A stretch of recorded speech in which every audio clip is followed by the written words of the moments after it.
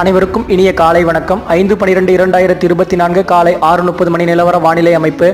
நேற்றைக்கு தமிழகம் ஊடாக பயணித்த அந்த ஃபெய்ஞ்சல் புயலின் செயலிழந்த அமைப்பானது அரபிக்கடல் சென்று விலகி சென்றது அப்படின்னு சொன்னோம். இதன் காரணமாக வடகிழக்கு புறமாக இருந்து வட குளிரலை, அதாவது கடலில் இறங்கி வந்து தமிழகத்தின் ஊடாகவும் மற்றும் இலங்கையின் மீதும் தென் கிழக்கு புறமாக வளிமண்டல சுழற்சி ஒன்று நிலவு வருகிறதாலும் கிழக்கு காற்றின் வருகையாலும் ஆங்காங்கே ஒரு இரு இடங்களில் மழைப்பொழிவு அப்படின்றது எதிர்பார்க்கலாம். லேசானது முதல் மிதமானது அப்படின்ற நம்ம எதிர்பார்த்தது. ஆனால் அது ஒரு இரு இடங்களில் கனமழையாகவும் கொடுத்தது அப்படின்ற மாதிரி தான் சொல்லணும்.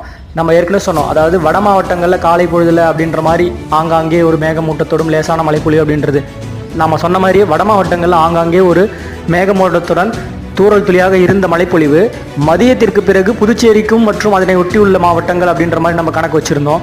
ஆனால் அதே மாதிரி பார்த்திங்கன்னா மழைப்பொழிவு வட மாவட்டங்களுக்கும் காஞ்சிபுரம் உள்ளிட்ட